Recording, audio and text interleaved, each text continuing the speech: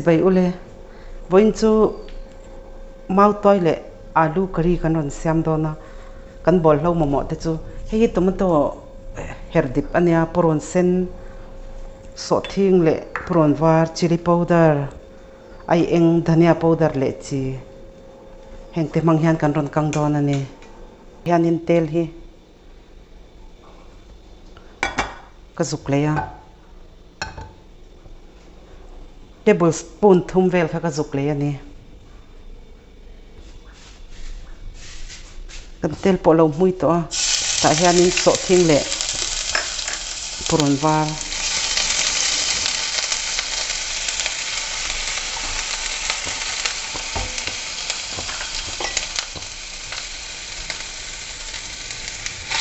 puron sen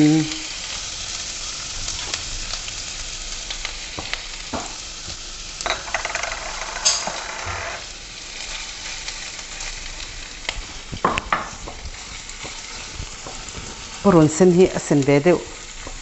thleng khan kan lo kang dawn ani puron sen po hei lo hmin ve to nge si ka da sima masala hi ka tel dawn ani telo chu ut du lu tuka ai eng chili powder dhania powder hi kan chop polanga ti hian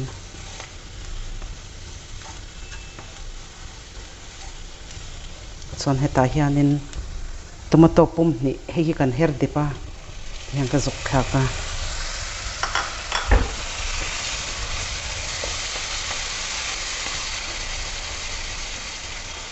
ti hian gesi ka da sang le don ani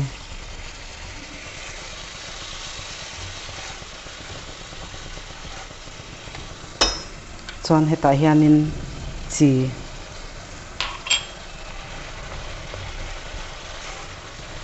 heta hian alu hi ka zuk khlak dawn ni alu hi ti hian a sei zong te hian ka chana kha chu mane duang ang khanin chan nei tur ania tomato kha ala min che alo ti hianin alu ne na min rol tur hianin ka zuk khlak ani gesi a medium a hianin ka da ti hian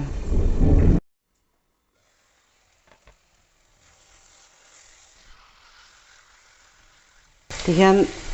alu hi kan chuang min phot dawn ani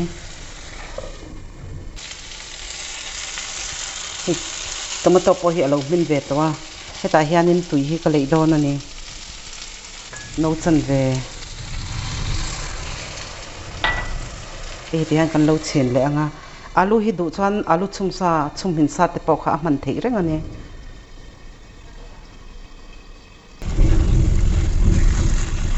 hianin tui hi no chan ve ka lei le dona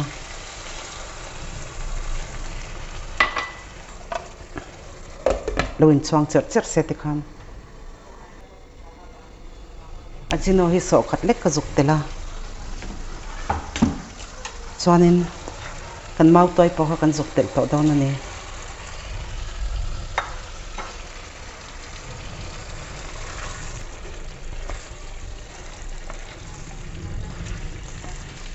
hetianga alu le Mautuai siam hi atui ve lu tuka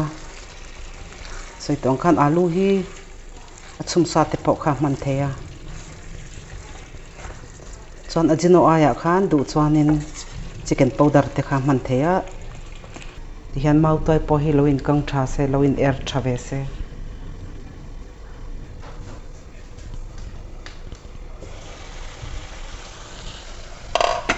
hian kan ur le de ulek she anga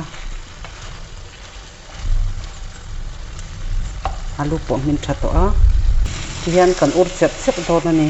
hetianga siam hi chuanin ur rei po le atui hi ania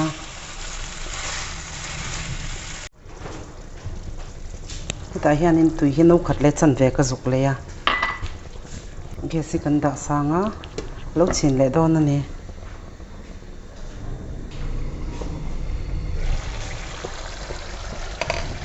heti hian alo so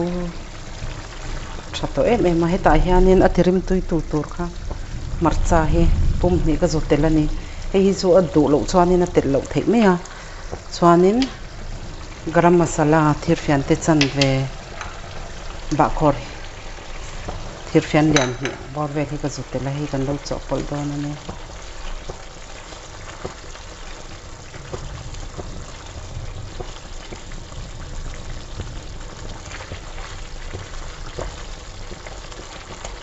marcha hi ari matan chia khan ka zu te la chon min ve kher kha angai lowa arim ti tui tu ra ta na nya marcha kha ti han rei lo te kan lo chuang le do na ne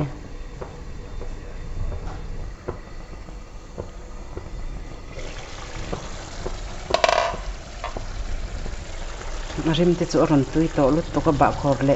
marcha khatyang marcha pui kan thak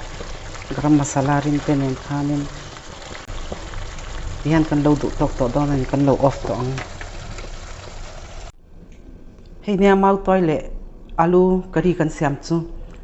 thain ti zong te ni chuan in lo siam ve don ania ka channel min lo thir saka bangin ka lo me